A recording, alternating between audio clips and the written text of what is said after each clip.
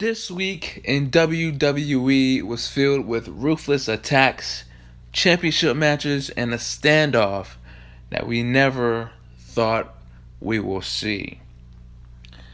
Starting with Monday Night Raw. Randy Orton is just, my God, he's just on another level right now. He attacked Matt Hardy again. Again. And this time, it was same thing, Concerto, but this time, he did it on a steel step. Matt Hardy is done. His contract is up anyway soon, so that's what a way to write him off. But Randy Orton is just off the chain, man.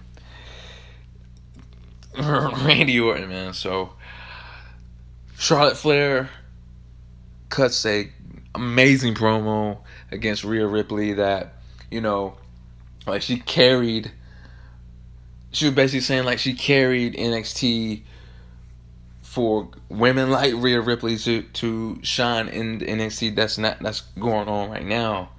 How dare you to even step up to me and come onto my show, come into my ring to challenge me. Out of all people. Really. Wow. But that's Charlotte Flair. She's queen. So, great promo. Like I said, it's Charlotte Flair. So, Drew McIntyre had a match against the MVP. The MVP. It was a job match. It was, But Drew McIntyre is just over, man. I love the swagger. I love just everything that's going on with Drew McIntyre. This face turn is just amazing. He had a little back and forth promo wise with Paul Heyman, pretty much just saying, "Oh, I'm gonna beat your advocate, Paul." No, you're not. Simple. But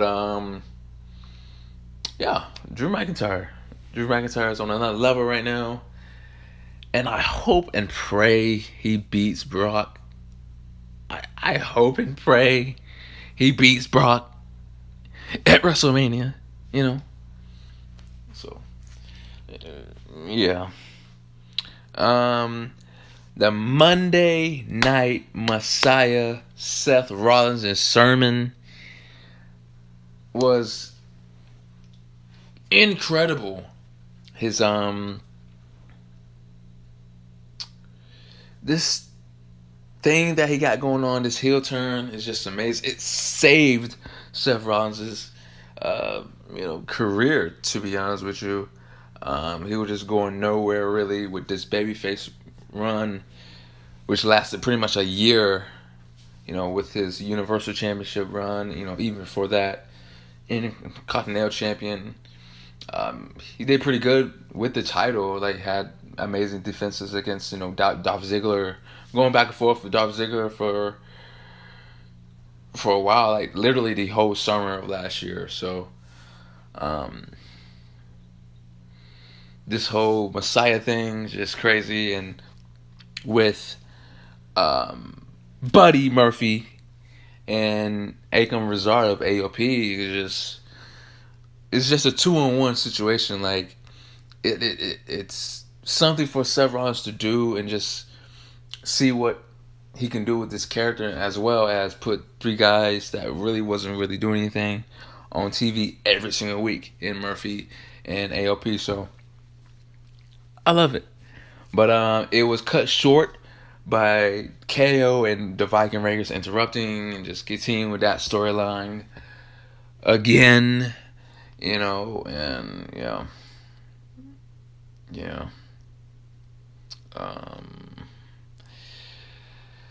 The Viking Raiders came through,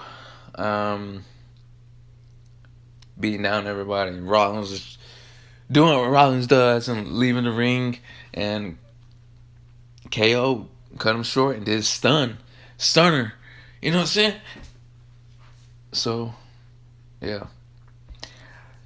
Becky Lynch and Shayna Baszler went back and forth in a promo seg. Becky was in the ring. Shayna was at the Titantron, the Titantron, and Shayna was pretty much saying that she's going to be in the women's elimination chamber match, which I will be talking about soon. Soon, after the Super Showdown pay per view, she was pretty much saying that she's going to be in it. She's in it, and saying it's right up her alley. She's a former MMA star, so like you putting her in a cage with 5 other people, what I'm saying, that she's going to win easily. Saying that she's going to beat Becky. She's going to beat Becky for the title, and that's that. She's going to take the title. But I hope she does it. You know what I'm saying? Like, I love Becky. But come on, Shayna Baszler. You know what I'm saying? So, yeah. In the main event, it was Kevin Owens and the Viking Raiders against AOP and Murphy. Great match. All these guys combined has so much talent and so much charisma, and can just go far in singles and in the tag team division as well. Like, also, if you add in Joe and Rollins in this mix, just like the other week, just magic, tag team magic, So, towards the end of this match, KO stunnered Murphy, trying to get the win, and Rollins messed the pin up and got the disqualification, was attacking KO. And then soon came Murphy and AOP beating down KO. And then my boys, the Street Profits, Angelo Dawkins, Montez Ford comes through and saves the day and saves KO. Then all of a sudden, Viking Raiders start to come out and beating down Murphy and AOP. Rollins runs away again, typical heel. But he just watches as his disciples gets beat down, while KO, Profits, and the Raiders stand tall to end the show. Good show. It was solid. It was a solid Raw. Like I said, in this video, I'm only gonna highlight the good things that I actually liked. I'm not gonna highlight every single thing that's going on, and just give shine to things that don't really need to be get shine on.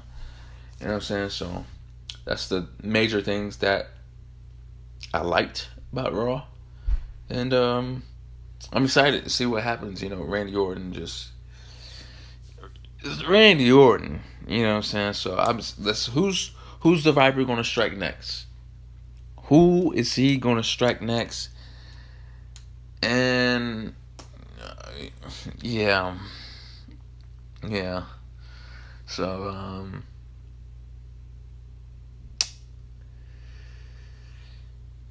that was Monday Night Raw, man. That was Monday Night Raw. Moving forward to Wednesday night NXT. Leo Rush won a match against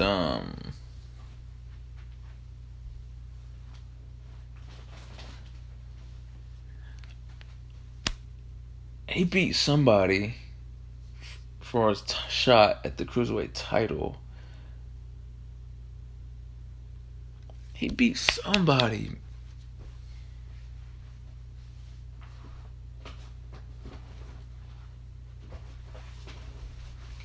We're gonna figure this out.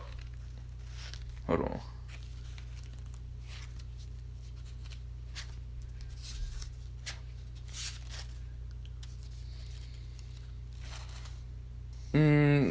Angel Garza. He defeated Angel Garza for a shot at the Cruiserweight title that Jordan Devlin, the Irish Ace, currently has.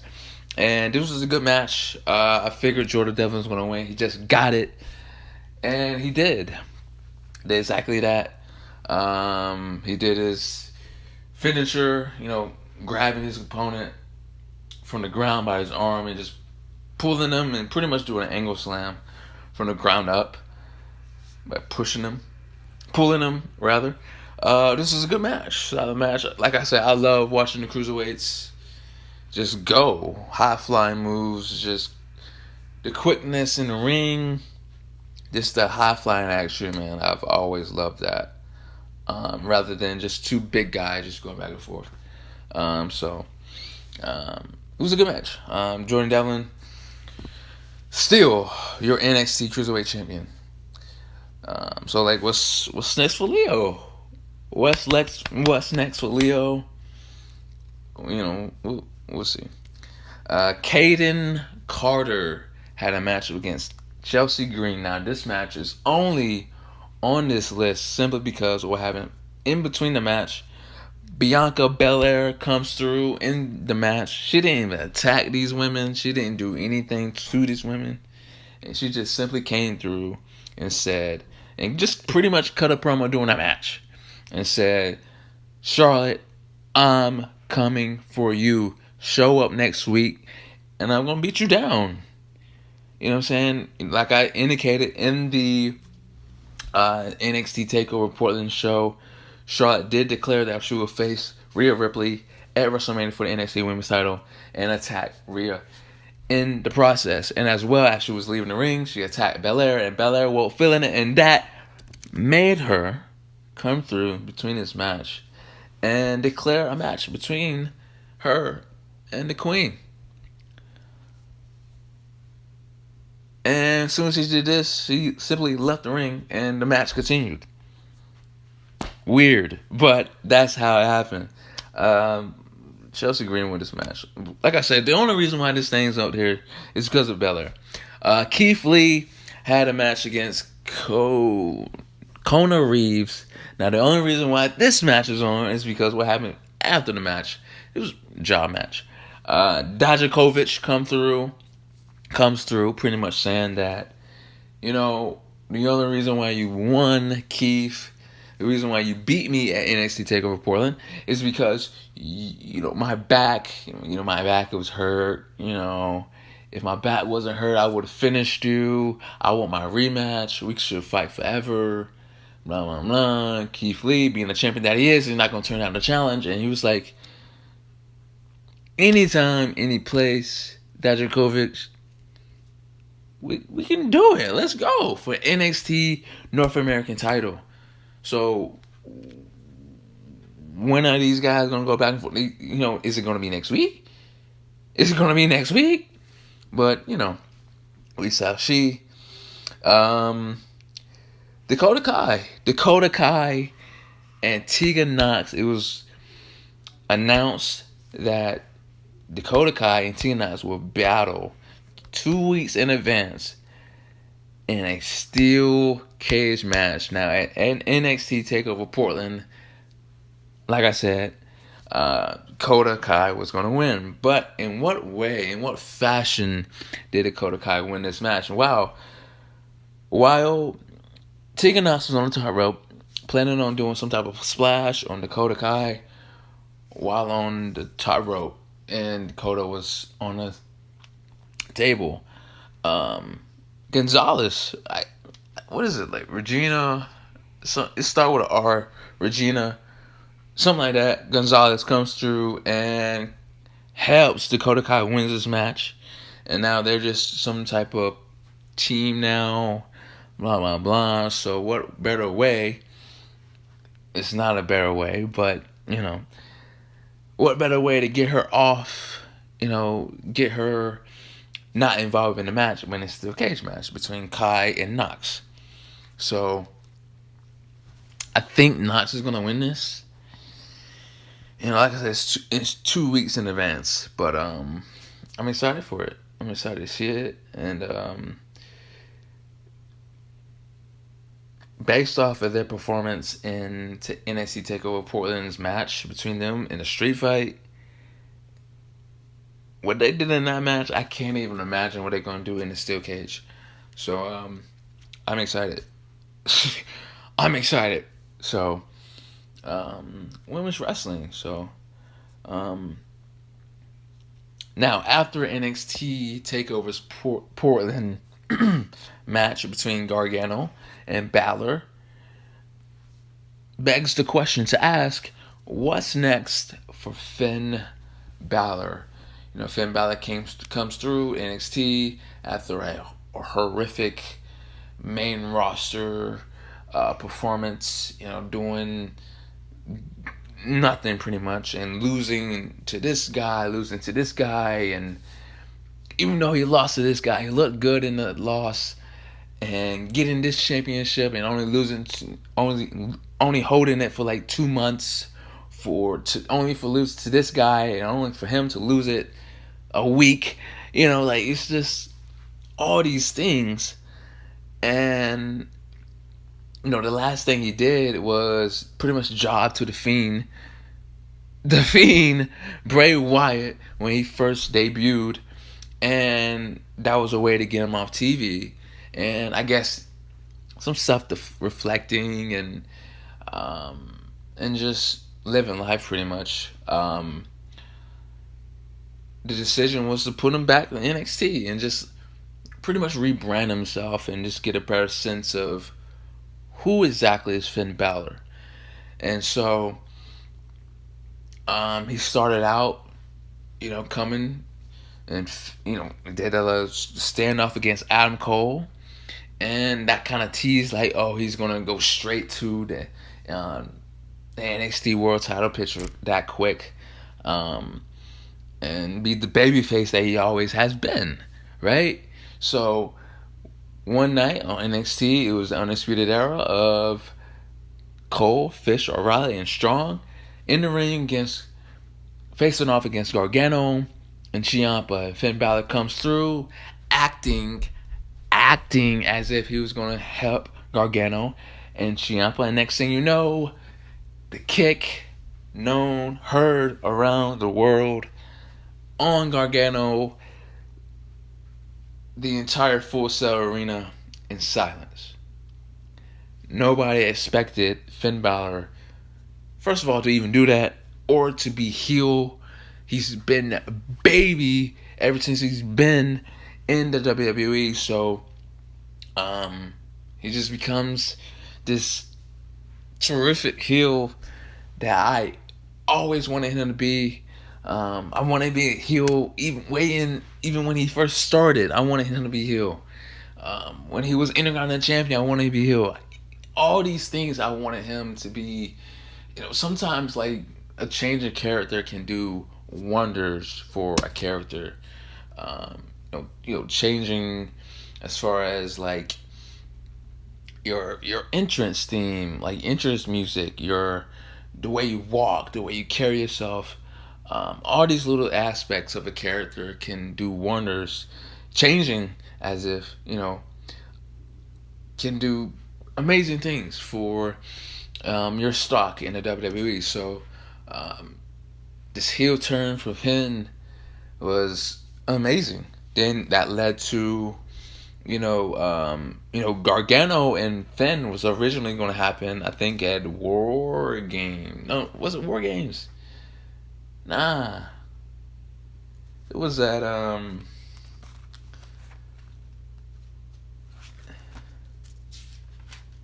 me see. Was it at War Games? I think the last takeover, which was at I don't remember. I don't remember at all.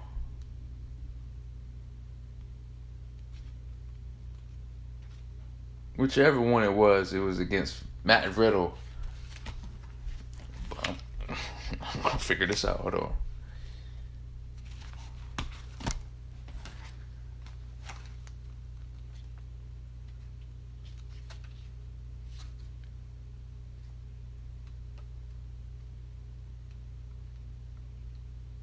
Anyway, it was against Matt Riddle at that Pacific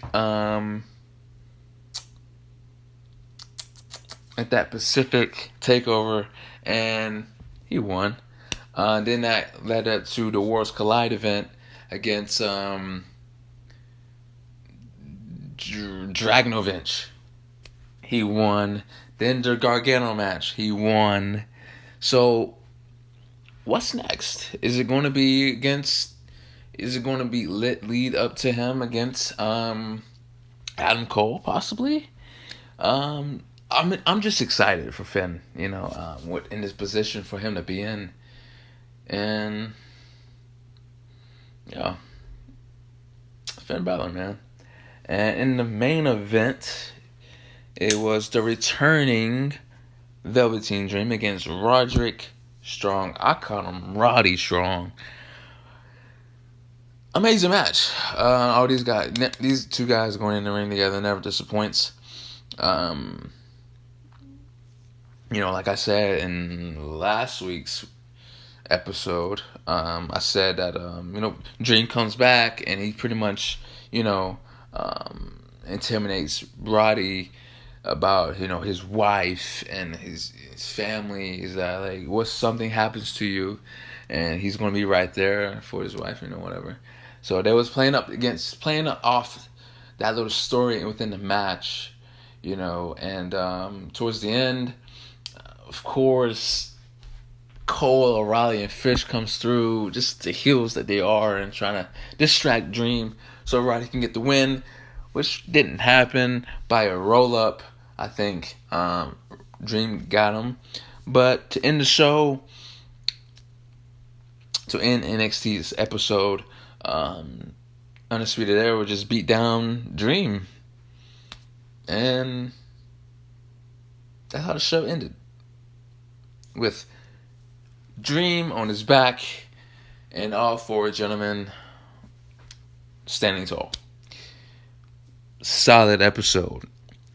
Now, the Friday night SmackDown, the last Friday night SmackDown episode before Thursday's,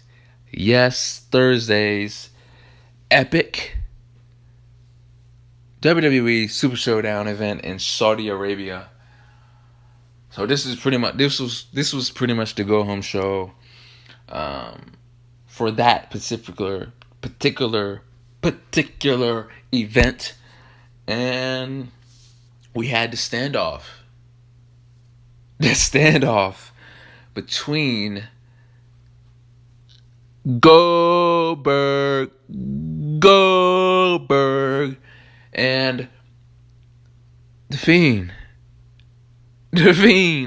Bray Wyatt. Goldberg wasn't phased, he wasn't intimidated, he wasn't scared, which I didn't expect him to be towards the Fiend. But Goldberg just simply speared him like it was nothing. He just speared the Fiend. And just when you think they was going to go right back at it, the Fiend pretty much just got right back up. You know what I'm saying? Like nothing happened.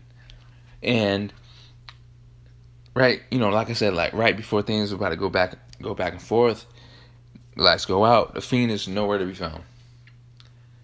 I'm excited for this match.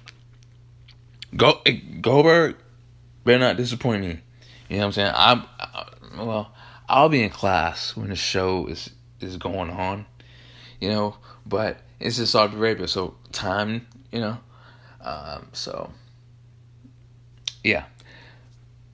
Fiend, I think he's going to retain. Obviously, he's not going to lose it until possibly Mania, but it should be an interesting show. It should be an interesting match.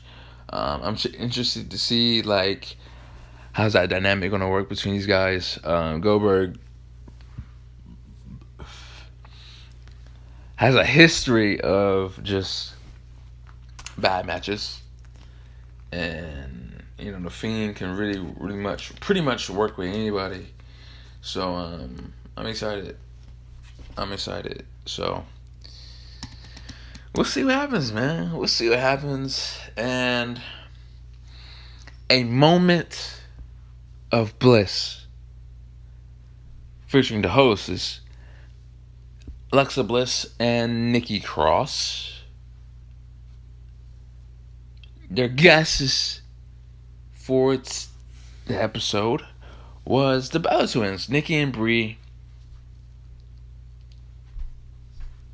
And they pretty much announced that they're going to the Hall of Fame. They're going to the Hall of Fame.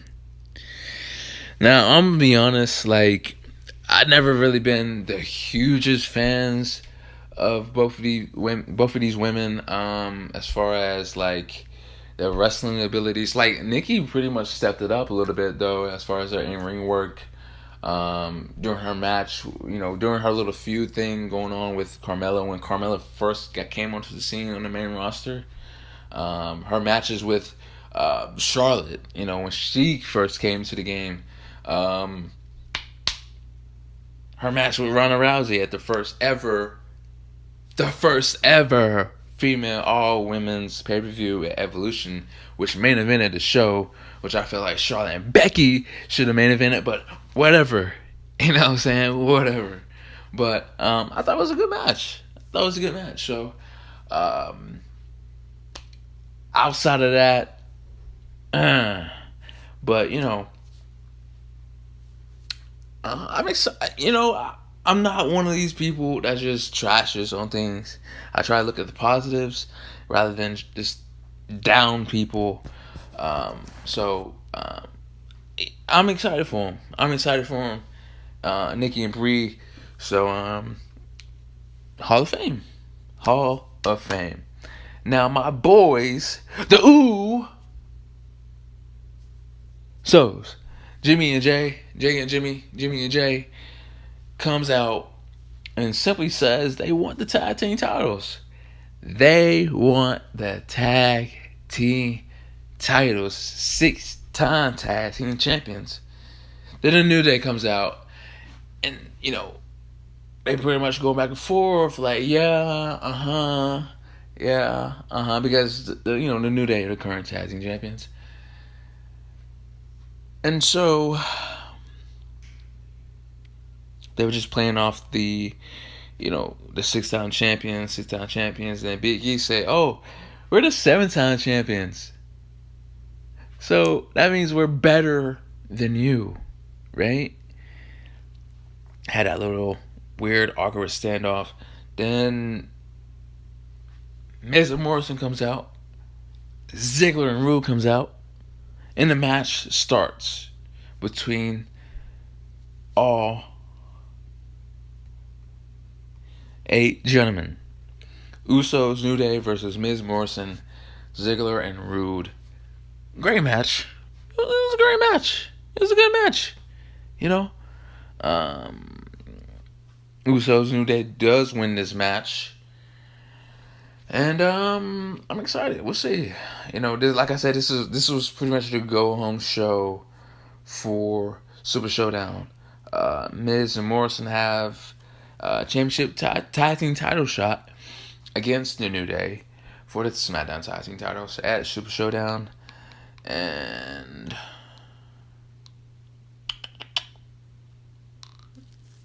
pretty much it. That was pretty much it. Outside of these things, man, there was nothing really much to highlight as far as the match between Cesaro, Shin, Braun, and Elias was just too gimmicky for me. I've been saying all these videos, I've been saying all those guys, including Sami Zayn, deserves so much better. And for them to just have this match where musical instruments, using musical instruments, for them to use musical instruments against each other, no, man, no. But you know what? It's okay. It's okay. But yeah, man. That was pretty much Friday Night SmackDown. Um, I'm excited to see where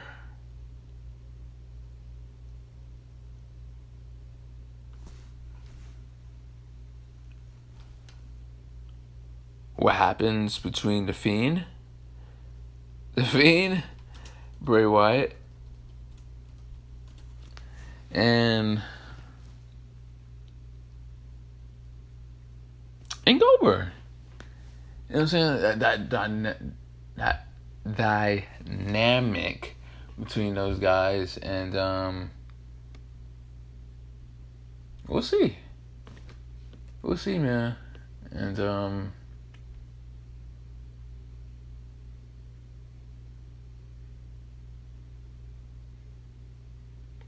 also, as well as, like, you know,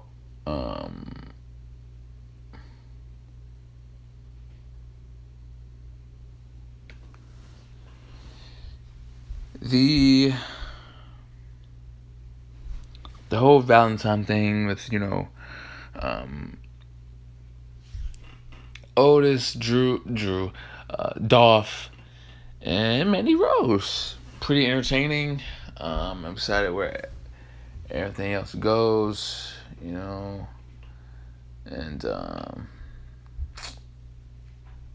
yeah, that was pretty much Friday Night SmackDown.